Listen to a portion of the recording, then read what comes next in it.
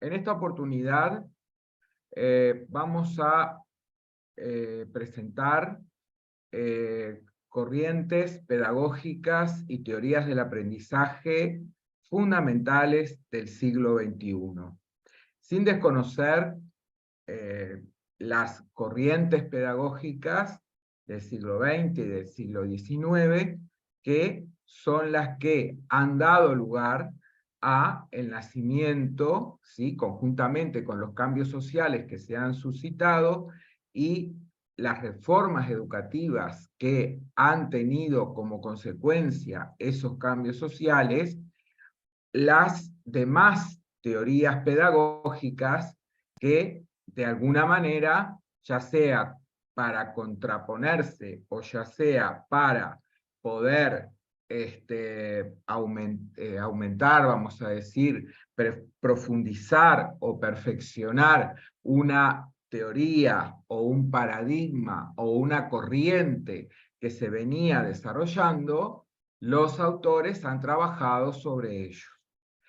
Por eso, uno de los conceptos que nosotros vamos a tener que tener en cuenta a los efectos de trabajar con las corrientes pedagógicas es nuestra concepción y la concepción de los autores que representan diversos paradigmas sobre la educación.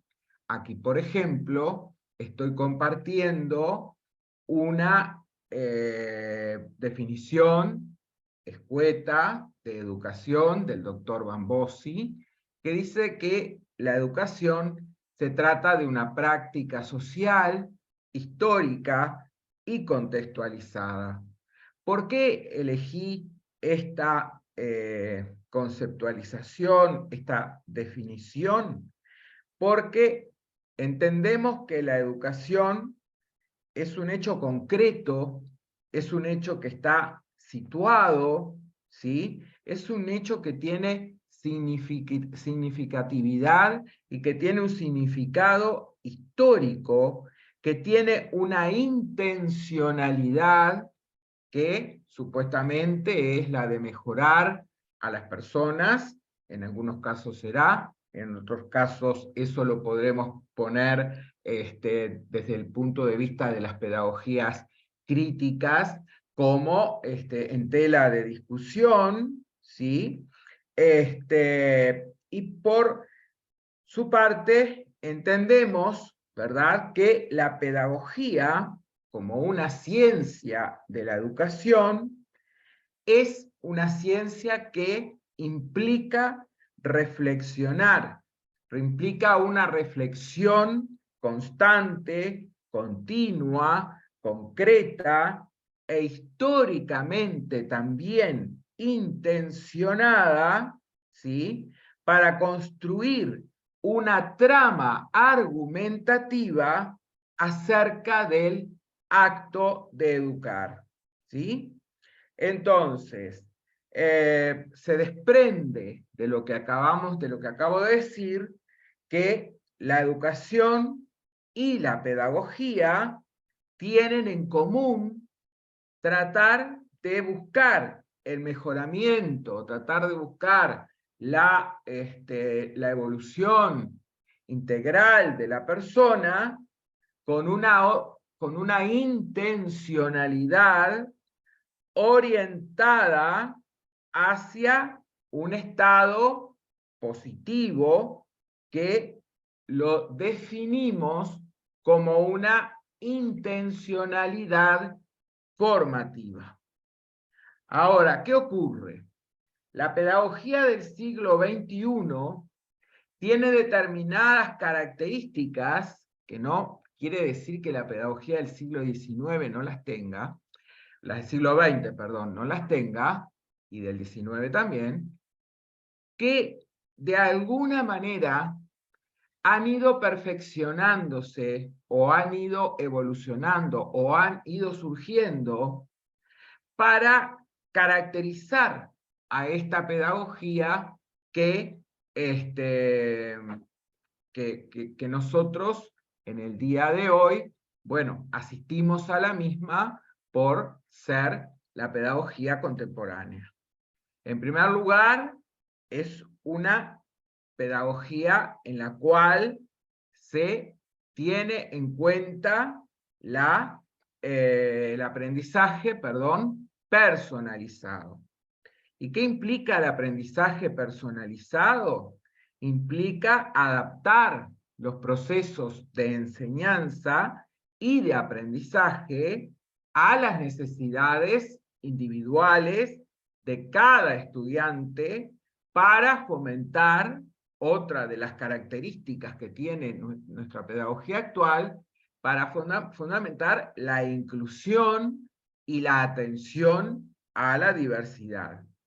Por otra parte, no podemos desconocer que la pedagogía del siglo XXI está atravesada por la tecnología como una herramienta fundamental que nos permite la creación de nuevos recursos, pero también nos permite la investigación, también nos permite estudiar y analizar el acto educativo.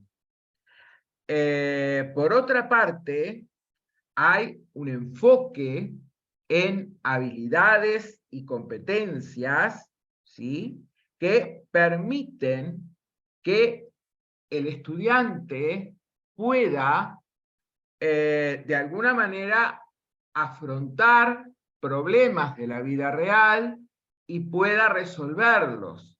Y por lo tanto, esa concepción pedagógica de la función de la escuela va a llevar consigo nuevas estrategias didácticas, una concepción diferente de cómo aprender y del cómo enseñar, ¿sí?, del cómo evaluar, y una concepción distinta acerca de la funcionalidad o función de la escuela.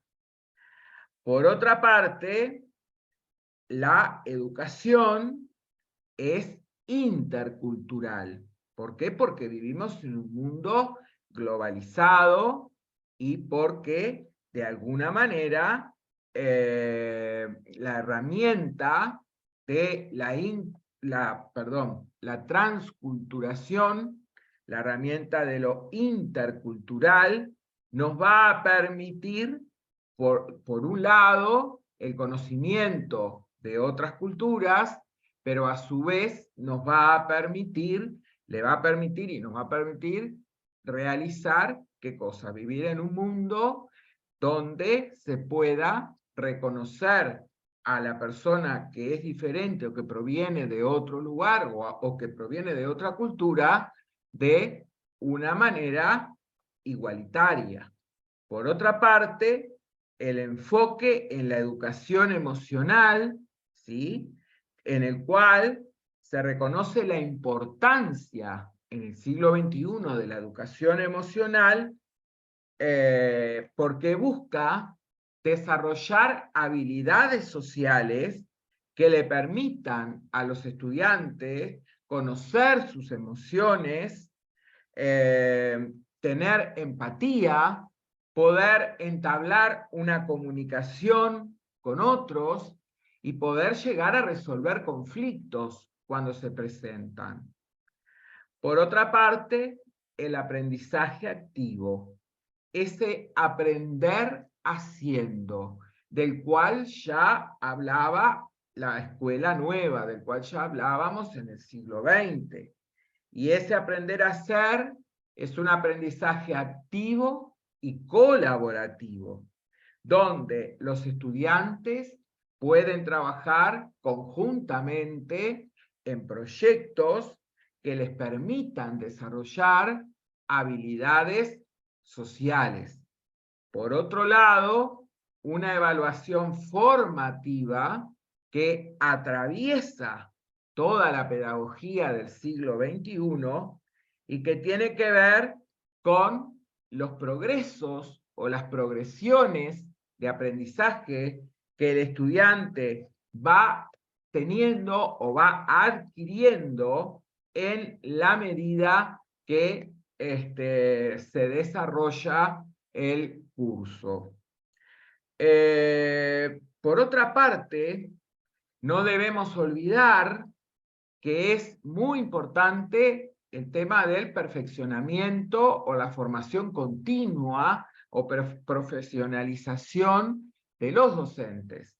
¿Para qué? Para poder dar respuesta a toda la complejidad, a todas las incertidumbres que implica desarrollarse como docente en la escuela actual, en el siglo XXI. De ahí que ese conocimiento complejo que aparece, que aparece acá en el esquema sea tan importante, y que también sea muy importante el vínculo con la comunidad para poder justamente complejizar y no estructurar y no compartimentar los conocimientos. Con respecto a los pedagogos del siglo XXI, acá aparecen algunos como ejemplo, pero tenemos que tener en cuenta que hay pedagogos que no podemos evitar nombrar, como a Paulo Freire, ¿sí? Como al maestro Miguel Soler. Y también nosotros nos vamos a encontrar con otros pedagogos como Gardner, ¿sí?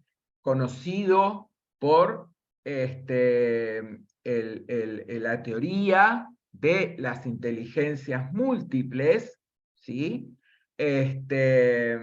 A Sugata Mitra, que es conocido por la teoría del aprendizaje autoorganizado, y que sostiene que los estudiantes pueden aprender por sí mismos a través de la exploración, de la experimentación, sin la necesidad de un maestro tradicional.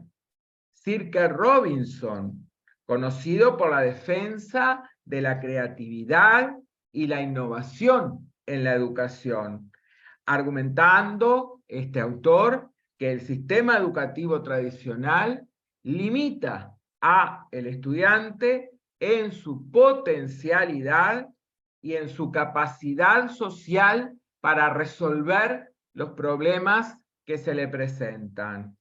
Por otro lado, también podemos mencionar a John Moravec con su teoría del aprendizaje invisible, ¿sí? Este investigador estadounidense nos dice que el aprendizaje invisible es un concepto que parte de la base de que el alumno actual, ¿sí?, crece dentro de una sociedad digital. La tecnología, dice este autor, es invisible y por lo tanto no es más que un medio para realizar diversas y distintas tareas, pero no un fin en sí mismo, ¿sí? Entonces,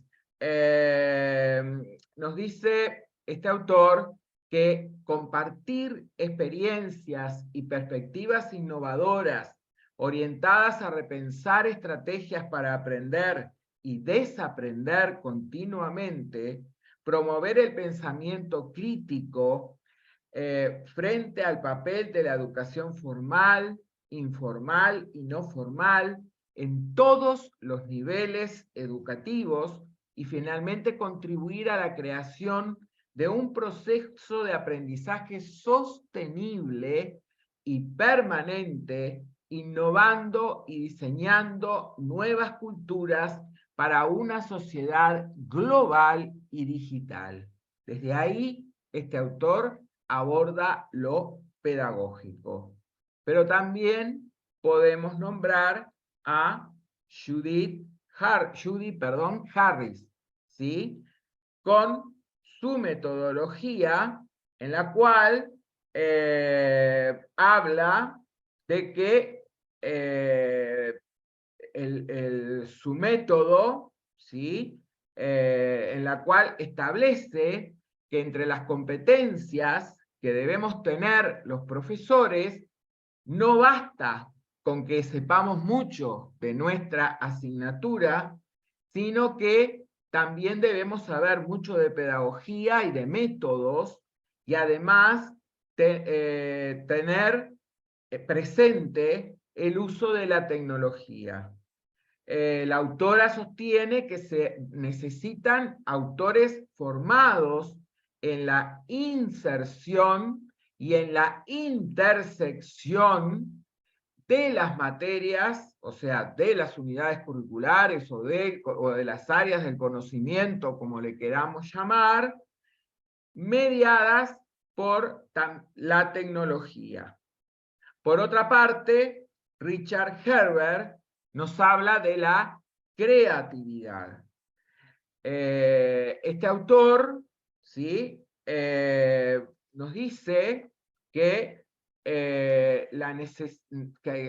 la educación tiene la necesidad de inyectar, palabras textuales, creatividad en los procesos educativos.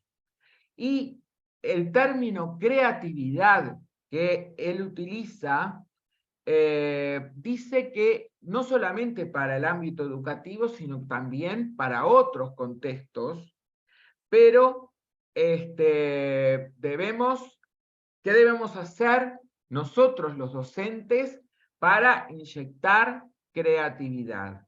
Bueno, debemos explorar, debemos tener las competencias y las capacidades necesarias para poder aprender de nuestros estudiantes, para poder adoptar un sistema de prueba y error, arriesgando, poniendo en riesgo, pero también teniendo en cuenta la posibilidad de aciertos y la posibilidad de equivocarnos. Por último, George Siemens, que nos habla del conectivismo. El conectivismo que tiene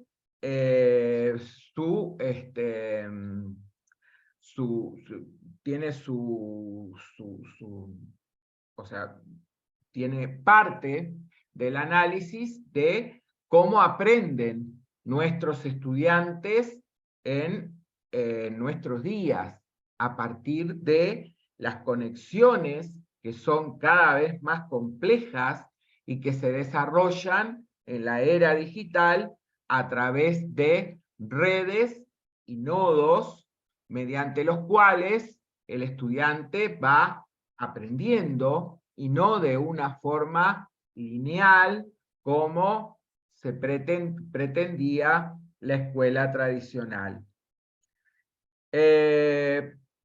Por último, también vamos a abordar el tema del aprendizaje, que va de la mano con la pedagogía, que va de la mano con la educación, porque el aprendizaje es un proceso justamente mediante el cual se adquieren conocimientos, habilidades, valores, actitudes, desarrollo de competencias a través del estudio, la enseñanza o la experiencia. Entonces, para ir finalizando, esta tríada también se ve atravesada por la didáctica y por las corrientes didácticas contemporáneas que van a ir atravesando y que van a ir informando y que se van a nutrir de la experiencia y de los teóricos para poder forjar una escuela que de alguna manera, como decía hace un rato, cumpla con los requerimientos y dé respuesta a las necesidades de nuestros estudiantes del siglo XXI. Bueno, espero encontrarnos en el próximo seminario. Y bueno, ha sido un gusto compartir esta webinar con ustedes. Muchas gracias.